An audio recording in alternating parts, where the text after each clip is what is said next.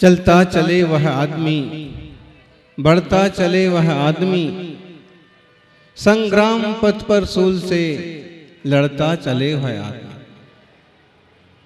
चलता चले वह आदमी, बढ़ता चले वह आदमी, संघर्ष पथ पर सूल से लड़ता चले वह आदमी। है आदमी तो वह कि जिसका धर्म ही संग्राम है, जीवन इसी का नाम है, जीवन इसी का नाम। जब तक आप संघर्ष नहीं करते हैं तब तक आगे भी नहीं बढ़ते। जब तक आप मोह और मिथ्यात्व से संघर्ष नहीं करेंगे तब तक सम्यक तो नहीं पाएंगे। जब तक असंयम से संघर्ष नहीं करेंगे तब तक संयम नहीं पाएंगे। जब तक आप दारिद्र्य से संघर्ष नहीं करेंगे तब तक आप धनी नहीं बन पाएंगे। और जब तक आप अपने उसूलों के लिए संघर्ष नहीं करेंगे तब तक आप अपनी मंजिल को नहीं पा सकते। तीर्थों की सुरक्षा करना है तो भी संघर्ष और विवेक जरूरी है। समाज की सुरक्षा करना है तो भी संघर्ष और विवेक जरूरी है। और आत्मा की रक्षा करना है भी तो भी संघर्ष और भेद विज्ञान जरूरी है। सौभाग्यशालियों, छोटी सी कहानी सुनी आपने। एक क्षुल्लक व्रतधारी कहिए, एक ब्रह्मचारी कहिए, राजा की लड़की को देख करके मोहित हो गए। मोहित होना बहुत साधारण सी बात है। लोग जिस चीज को देखते हैं उसी पर फिदा हो जाते हैं। जो जरा सा उनको जचता है कि बस उसी के गुलाम हो जाते हैं। अपने स्वभाव को भूल करके इंद्रिय विषयों के पीछे आदमी ऐसा पागल होता है कि अपनी स्वतंत्र शक्ति, अपनी अभूतपूर्व ज्ञान संपदा, अपना अद्भुत आनंद सब एक तरफ कुर्बान कर देता है और वासना के पीछे अपनी स्वतंत्रता खत्म कर देता है। और कई बार तो वासना और लालच इतना गहरा होता है कि उसके पीछे कोई अपराध कर बैठता है, फिर जिंदगी भर सलाखों के पीछे परेशान होता रहता है।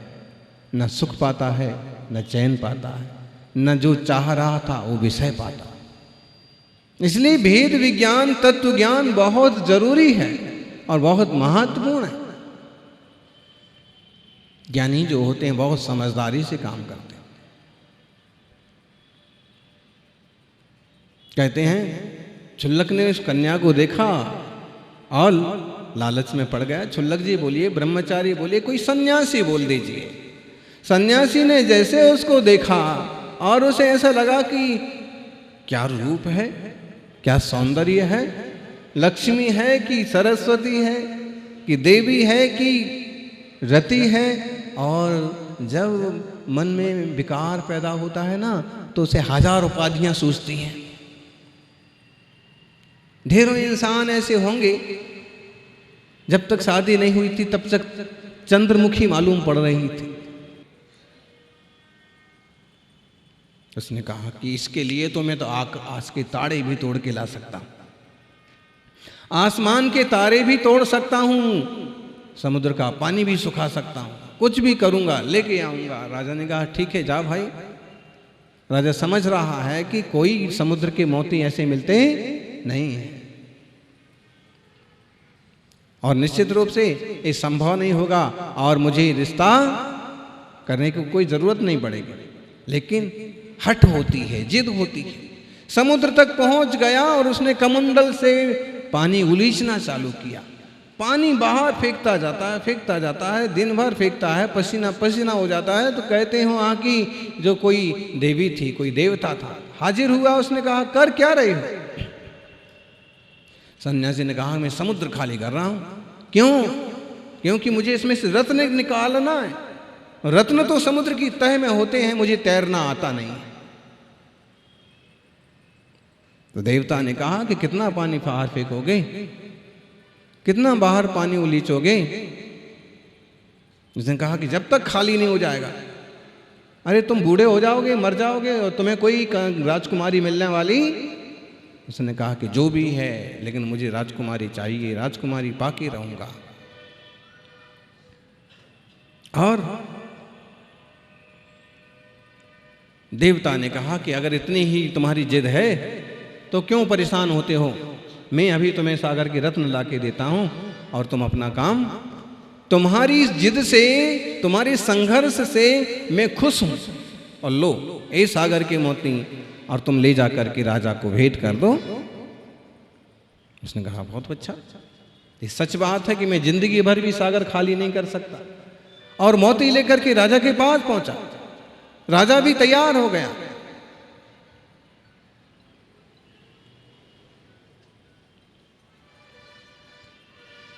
राजकुमारी बहुत बुद्धिमान थी। उसने भी कहा कि पिता की आज्ञा के मुताबिक मुझे शादी करने से कोई मनाही नहीं है, यूँ भी आप बहुत अच्छे हैं और बरसों सन्यासी रहे हैं, लेकिन फिर भी मैं एक बात कहना चाहती हूँ कि तुमने एक लड़की को पाने के लिए हजारों किलोमीटर की यात्रा की, ना दिन देखा ना रात देखा, ना भोजन देखा ना पानी देखा, इतने संघर्ष सहन किए, तुमने समुद्र उलीचना चालू किया, तुम समुद्र खाली करने पर तुल पड़े और तुमने आखिर में मोती पा ही लिए। एक लड़की को पाने के लिए तुमने इतना सारा उपक्रम किया। यदि इसी ढंग का संघर्ष, इसी ढंग का तीव्र उपक्रम, इसी ढंग की जिद अगर तुम साधना के क्षेत्र में करते तो ऐसी हजारों लड़कियां तुम्हारी आरती उतारती, तुम अरहंत सिद्ध बन जाते, तुम पूजनीय भगवंत बन जाते। इतनी कठोर साधना, संघर्ष, जिद से तो घातिया कर्मों का भी नाश हो जाता। हे सन्यासी, चाहो तो शादी करो और मुझे कोई उज्र नहीं है, लेकिन तुम्हारे भीतर जो जीवटता है, इस जीवटता से मुझे मालूम पड़ता है कि अगर तुमने इस ढंग की साधना की होती, तुम इस ढंग से साधना करो तो तुम्हारे 2-4 भाव में ही बेड़ा पार हो जाए। कहते हैं उसको ये बात बिल्कुल अंदर तक उतर गई कि ओहो, एक सामान्य सी राजकुमारी को इतना ज्ञान है और वर्षों की साधना करने के बाद भी मैं कैसी मूढ़ता में फंसा रहा। उसने राजकुमारी को कहा कि पहले गुरु तो मेरे गुरु और आज से दूसरा गुरु तू मेरी गुरु, अब मुझे कोई शादी नहीं करना। सच में मैंने इतने अपमान सहन किए, इतनी मेहनत की, इतना परिश्रम किया, और तूने जो कहा कि मोक्ष मार्ग में ऐसा करते, सत्य है। और कहते हैं उसने राजकुमारी के सामने दोनों हाथ जोड़ करके प्रणाम किया और अपने गुरु के पास वापिस चला गया। राजा हक्का बक्का रह गया कि बिटिया इतने बुद्धिमान है। जिनवाणी का स्वाध्याय करने वाले जीवों के ऐसे विचार होते हैं। राजकुमारी ने कहा कि राजन, पिताश्री, आर्यिकाओं के पास मैंने ये विद्या सीखी और आज्ञा आप दें तो मैं भी आत्म कल्याण के लिए तैयार हूं। लेकिन समझने की बात है कि विषयों में उलझ करके व्यक्ति कहां से कहां तक गिर सकता है। आचार्य देव कुंद स्वामी कहते हैं कि यह जीव तो इष्ट विषयों को पाने के लिए निरंतर कोशिश कर रहा। ये भागदौड़ किस लिए चालू है? बोलिए, इतनी सारी गाड़ियां इधर से इधर दौड़ती हैं, इतने सारे लोग इधर से इधर दौड़ते हैं, ये भागदौड़ किस लिए चालू है? जैसिम विषयेषु रति, जिसके भीतर विषयों की रति है, आकांक्षा है, उनको पाने के लिए भागता रहता है। और ये सारी दुनिया जानती है कि आकांक्षाएं और लालसाएं कभी पूरी नहीं होती। इंसान का पेट तो भरा जा सकता है, लेकिन पेटी नहीं भरी जा सकती, क्योंकि एक भरोगे दूसरी पेटी हाजिर हो जाएगी। जरूरतें पूरी की जा सकती हैं, लेकिन आकांक्षाएं नहीं मिटाई जा सकती। उसकी आकांक्षाएं मिटती हैं जो तत्व ज्ञान समझता है। आत्मार्थी सज्जनों, यहां पर कह रहे हैं 65-66 नंबर की गाथा है प्रवचन सार की। पप्पा इत्थे विषये फासे समस्य दे सहावेनो परिणम्माणो अप्पा स्वयमेव स्वहं न हवदी देहो एकन्ते नहि देहो स्वहं न देहस्य कुणरिसग्गेवा विषयवशेन दुसुखं दुःखं वा हवति सयामादा। क्या कहा है? इस स्पर्शनादिक इंद्रियां जिसका आश्रय लेती हैं, स्पर्शन, रसना, घ्राण, चक्षु, कर्ण, ये पांचों इंद्रियां जिन विषयों का आश्रय लेती हैं, ऐसे इष्ट विषयों को पाकर अपने स्वभाव से ही परिणमन करता हुआ आत्मा स्वयं ही इंद्रिय सुखरूप होता है, देह सुखरूप नहीं होता है। क्या? इंद्रिय विषयों को पाकर के आत्मा सुख फील करता है, शरीर सुख का वेदन नहीं करता है। आप कहोगे नहीं, शरीर वेदन करता है, पंखा चल रहा है, हमें अच्छा लग रहा है, आपको अच्छा लग रहा है, लेकिन जिसको बुखार चढ़ा है उसको पंखा चल रहा है तो उसे बुरा लग रहा है।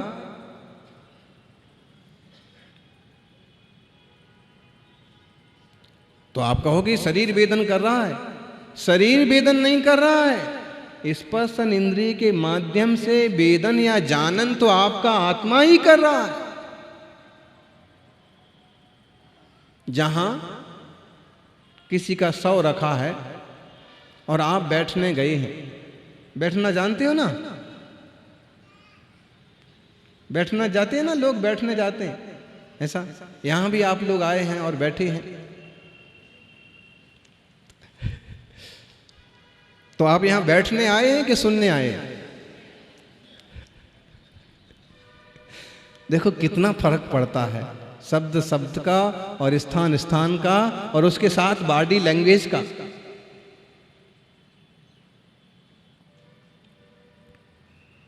अब वहां सौ भी रखा है, वहां आप भी बैठे हैं, आपके मित्र भी बैठे हैं, रिश्तेदार भी बैठे हैं, कूलर चल रहा है, आपको अच्छा लग रहा है, लेकिन जिसका सौ रखा है या जो सौ रखा है उसे अच्छा लग रहा है क्या?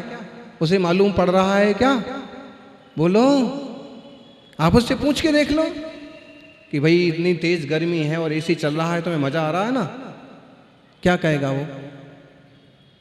देह तो उसका भी है। इसका मतलब है कि देह जो है, वह इंद्रिय जो है, स्पर्शन, रसन, घ्राण, चक्षु, कर्ण, वो सुख के साधन मात्र हैं। वेदन कौन करता है? आत्मा। इससे ये बात निश्चित समझ लो कि देह सुख और दुख का वेदन नहीं करता है, उसके माध्यम से सुख दुख का वेदन करता है आत्मा। इसलिए इस देह के लिए ही सब कुछ मत करो। आप कहोगे देह के माध्यम से आत्मा को सुख होता है, इसीलिए तो हम दुनिया के सारे सुख इकट्ठे करते हैं। तो आचार्य कहते कि नहीं, इनसे इंद्रियों की तृप्ति होती है, तृप्ति नहीं होती है, इच्छाएं और बढ़ती हैं, आकुलता बढ़ती है। और ये जो तुम्हारा सुख है ना, ये भी एक तरह की आकुलता रूप है। एसी पंखा चलता चलता रुक गया, बंद हो गया, या कोई मोटा आदमी आकर के उसके सामने बैठ गया, अब आपका हाल देखो। और अगर वो मोटे वाले आदमी कोई बड़े सेठ जी हैं, अब आप उनको बोल भी नहीं सकते कि भाई साहब कूलर से थोड़ा इधर हट जाओ, एसी से थोड़े इधर आ जाओ। आप मन में इतने इतने बुड़बुड़ाते रहते हैं ना कि इसको यहीं बैठना था, इसको अभी आना था, सारी मेरी हवा रोक ली है। कई बार तो बोलने भी लगते हैं कि भाई साहब जरा हवा छोड़ो ना जरा। और चौके में ना जब बहुत लोग इकट्ठे हो जाते हैं तो जो दो चार व्यवस्था बनाने वाली वो बोलते हैं जरा पीछे से हवा छोड़ो, जरा पीछे से हवा छोड़ो। और हम उनको इशारा करते हैं कि कुछ मत बोलो। अगर वो इस समय यहां पीछे से हवा छोड़ेगा ना,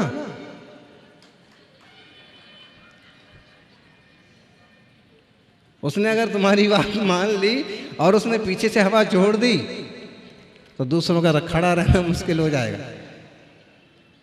देखो शब्दों के अर्थ कैसे बदल जाते।